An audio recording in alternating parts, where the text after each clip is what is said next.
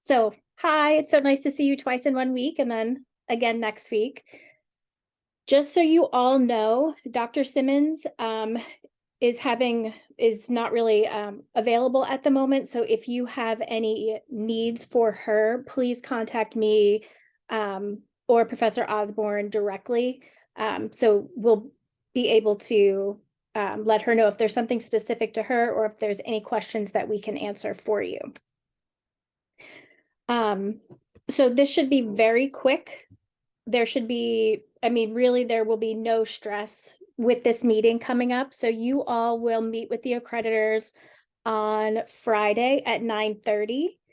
And basically what they're going to ask of you is the basics of what was the app, how did you find out about Trinity? What was the draw to Trinity? How was the application process? What was the response time? What was the, what was that process for you all?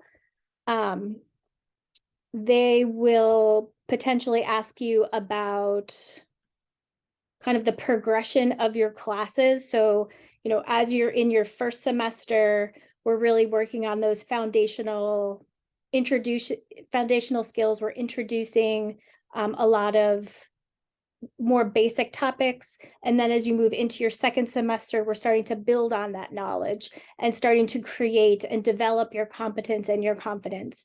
And then you're not there yet, but you will be moving into semester 4 and 5, where now you are starting to demonstrate that competence. So they might ask you about that flow and how we have scaffolded the activities or the learning so that you feel that build as you're working towards that final semester. And just as an aside, Trinity does not consider the summer a semester. So it's, if you hear us talk about a summer session, that's how Trinity considers the summer. So we might say, you'll see it, the way the curriculum is built, that this is semester 3, but in Trinity language, it's a session. So if you hear those two words interchangeably, don't get confused. They might ask you about student supports. So those would be when we introduced you to Dr. Laboon in the first semester, when we brought, help me, Professor Osborne, the counselor. Yeah. Good afternoon. I forget his name as well, but the new gentleman you're saying in the academic affairs, is that who you are? What was the lady's name that came in with the dark hair? Anyway, I'll remember her name. But when she came in to 525 and she talked about strategies for managing stress and what the heck was her name? Anyway, I'll remember it. It was an Armenian last name. Yeah, what was her? Oh, Cusimano. Yes. Casamano, yes, Ms. Casamano. So when she came in and gave you strategies and her contact information for student supports, when we talked with the gentleman, he came in for orientation from student supports and looking at the writing center and using the library, those sort of supports that we introduced to you all, and how you've used them or if they've been useful to you, those sort of things. And then they might ask you about supplies and equipment. If there's enough supplies, how is the equipment, things like that.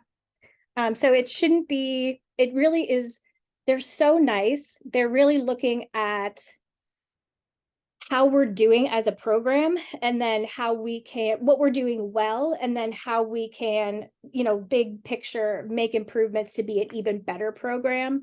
So they're not looking to trick us up or trick you up or ask trick questions. It's really a conversation, and they're OTs. So they're super cuddly and really nice. So it shouldn't feel stressful or overwhelming. And then after you meet with them at 9:30, I think it's 9:30 to 10, you get a break from 10 to 10:30, and then you get to see me again for a little bit of time. So, and then we'll have what I think is going to be an entertaining class. Any questions? I have a question. Yes.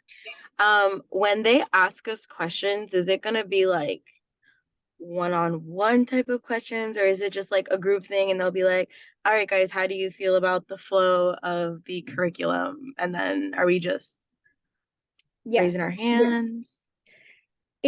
So we will not be there. We don't want to bias or make the environment uncomfortable. So it's the 10 of you and the 2 of them. So it's an opportunity for you to be completely open and honest with them. We want you to tell them the things that are really great. We would love for you to highlight all the things that we do that are really great and why our program is a standout program. But also we want you to tell them about the things that maybe aren't so good. We also hope that we know those things so we can make them better. But, we want you to be completely honest and say, these are the good things and these are maybe the not so good things. So it's a completely unbiased environment where they really just want to know how we can be a better program. So it will be one-on-one. It'll be a group one-on-one. Does that answer your question?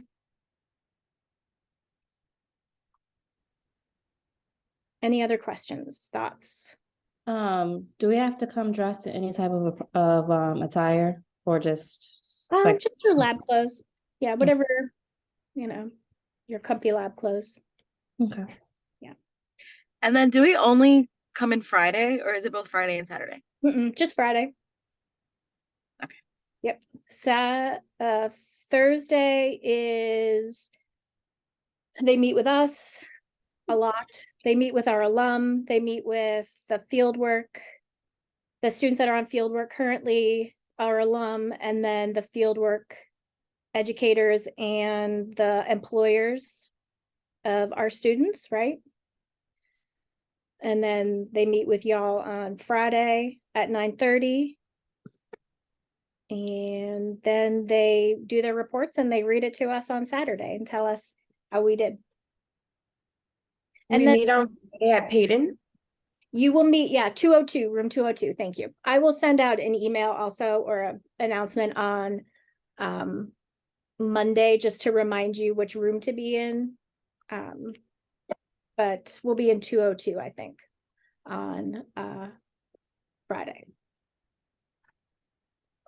When are we supposed to be off on Friday? I'm sorry. What time are we going to be done? So you will be done, let's see, if you're meeting with them at 9:30, you probably want to get there at like, I don't know, enough time to get in your seat and get settled. And then you'll meet with me at 10:30. We'll go from about 10:30 to 12:30, break for lunch, and then you'll meet with Amanda, Professor Galat at 12:30 till about 1:30. 1:30 to 2:30. Thank you. Yeah. So you should be at max be out of here by 3. When will we know their decision? That's an excellent question. So when they met, so we met with them in March.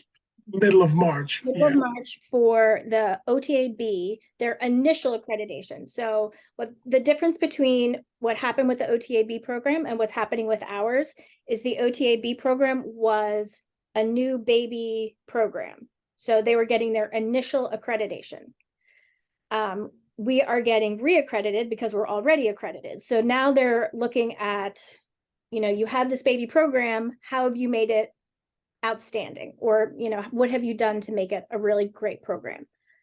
So for the OTAB, the accreditors met at AOTA in April, at the end of April. And then we found out the beginning of second week of May. yes. Yeah, so just to take the ball from Dr. White, so probably realistically, Juliet, if we do this, this will be the second week of June. So I would probably say in about 2 months, they'll get back to us. They got back to us a little quicker for the OTA program because they knew we had graduating students and they needed to be credentialed.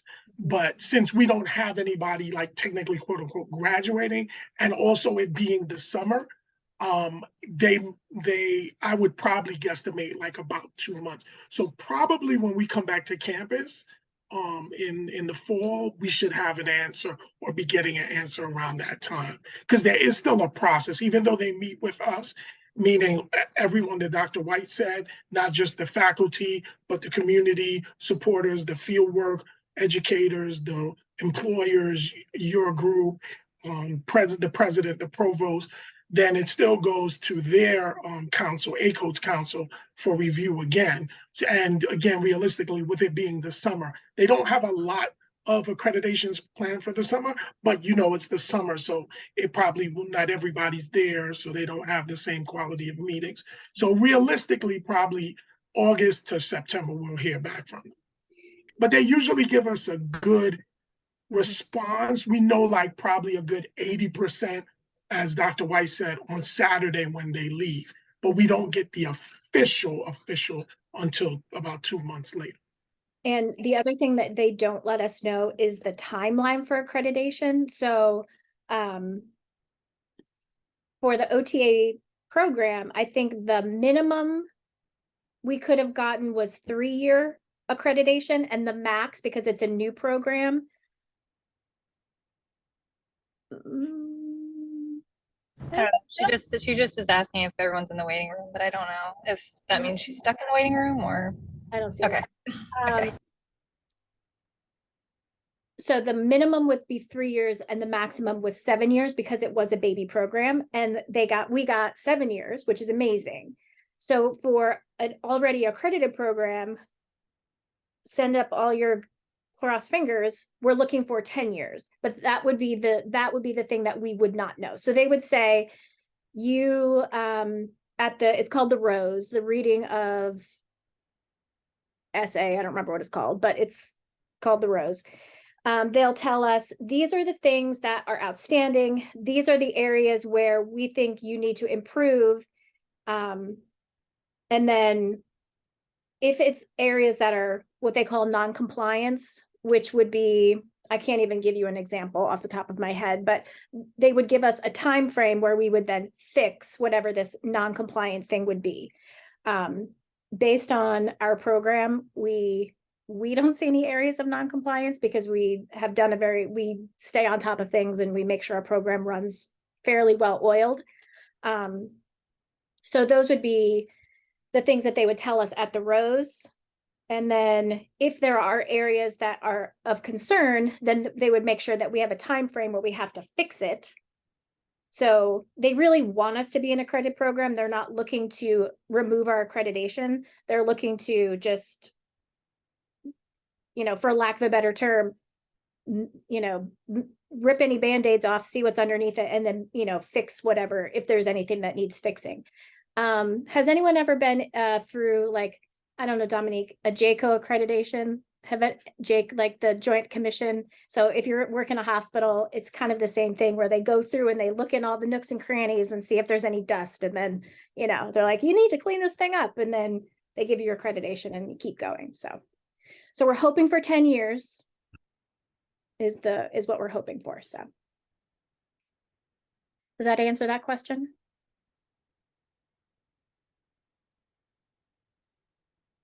Any other questions? I have a quick question. There's like no way, or is there a way where like they won't give you the accredit? Like what happens if like, God forbid that happens, So if in an alternate universe that happened, it would be not great. There is an example of a program out of Hawaii, I believe, that lost their accreditation, but there has to be some egregious things like our equipment's broken and all of our students think we all suck and, everything is out of date and, everything is terrible. So it'd have to be very egregious. There's not enough faculty, like all sorts of things, where they would then remove accreditation. And that would be after we've had the opportunity to fix anything that they think we need to fix. So if that were to happen, like I said, in an alternate universe, Unfortunately, because OT classes are so specific, they don't, and it's not an accredited program, they just become like null class credits, so they don't go anywhere. So it's not a great thing, and we don't want that ever to happen. So we would make sure that never happened. But great question. Yeah, great question, Kim. And I would say, as Dr. White said, in our alternative universe, or, realistically, that has a very, I can say with confidence, a very, very, very, very, very slim chance of that happening, because again, we as a team been working on this for over 2 years. And the other thing is we've gone through classes and we've gone through trainings. And the best thing about it in a way is that we went through the OTAB program. So that's probably 90% similar per se, right? So there are some things that obviously we have to, address and pay attention to, but at the same time, we had enough information and we've done our homework. So I don't see that being the situation, but we're crossing everything to make sure that will not be the situation. So, we don't see that happening. But as Dr. White said, they, obviously, like any program, like any of your evaluations, like any of our evaluations, like any of our interactions, there are things to improve, right? And they see it from a different perspective than we may see it. And so we'll look at those things when they give us the Rose report. But we're hoping that if they are, there are things where, like, just not even to go into it, but sometimes they'll just ask us for something, right? So they may just ask us for something and we give it to them and that answers the question. But, they'll let us know. We get a climate of what's going on prior, like by each day. But we hope by the Rose report, it's just, even if there are some things, it's things that we just send back to them in a week or two, and it solves that. And like I said, their goal is not to remove our accreditation. Their goal is to reaccredit us. But it is looking at what we do well and where we can improve. And so it's that checks and balances to make sure that we actually are giving you the education that you are paying for and you deserve, that we will then produce amazing OTs on the other side. So it's a good thing. It's a little bit terrifying, but it'll be fine.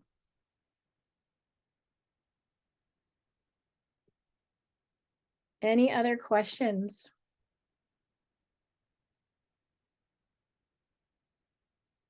Show up, be nice, talk well about our program, and we're good. I mean, whatever And you smile too. Smiling helps. Right. Everybody smile and have a nice attitude in general. Like Dr. White said, they will ask you. They've asked us. They ask all of us, what are things to improve? And, be honest. But, we want to always do it in a positive aspect, right? Like in a positive aspect. And we know there are things to improve, and they know there are things to improve. But at the same time, you want to be genuine on as Dr. White said, what are the benefits of the program?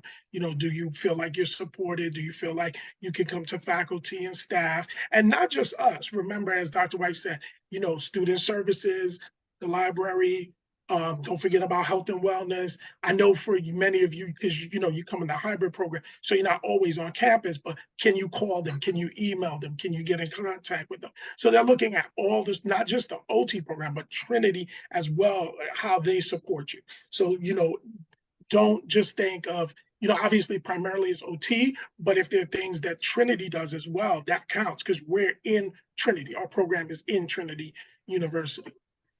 And it's confidential. It's a confidential conversation with them. So they're not going to report back to us anything that is said in that conversation. So we encourage you to be as open and honest as you are comfortable. So we want you to, it's a safe space to say what you need to say. But if there's anything that needs to be fixed, we hope that you would tell us too, so that we could fix them. Can we fix the heater in Pendon? OMG. To the choir, sister. Someday we'll have our own lab that's warm when it's supposed to be warm and cool when it's supposed to be cool. Yeah, really looking forward. After your time, but someday.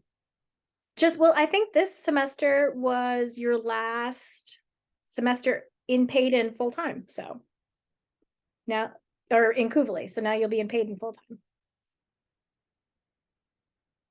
Yeah, no more Kuvali for the most part. Oh, it was cool. I'm sorry. I always interchange. So you'll be up in the lab for the most part for the rest of your semesters.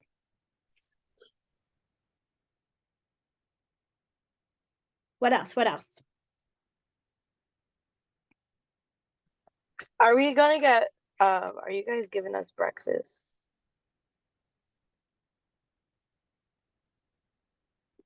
Maybe I'll give you a treat. I don't know. If you want to bribe us, guys. If I bring treats, it'll be bribe enough. No, I would never bribe you. Would never bribe you with food. Since Kimberly asked, I think collaborate with Dr. White. We'll see what we could do. See what we'll scrounge up for you. I went out and sat at the pool and it looks like I got myself a good sunburn. I'm jealous. I came back from my pool for this meeting. I think I might go back out.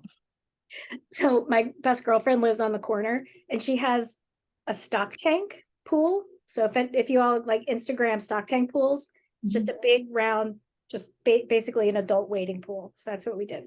Oh, that's nice. You know, guys, how jealous I am? California has a horrible weather. We have rains almost every day. No sun, zero. Oh, it's 90 degrees tomorrow, Victoria. It's never like that in Southern California. What happened? So, no South 10 for me. Sorry. But just as a quick prep, because I will email you all, but for Friday, you all I want you all to come prepared to kind of defend your business plan ideas. So this will be kind of a brainstorming, problem solving to figure out which one is your best idea. Someone asked me a really great question the other day about, choosing, what is this a business? Is this a product? Is this a program? It could be any one of those things. But I really want you to think about the feasibility and viability of it. And I know I shared some resources and you know how much I love my I Heart OT t-shirt. Remember that was those were two OTAs that created their company in their business planning school class and made it their side gig. So it's not something that might just die in the classroom, but it might be something that you like that lives on outside of school. So really think about that feasibility of it, the viability of it, and then be prepared to defend it on Friday.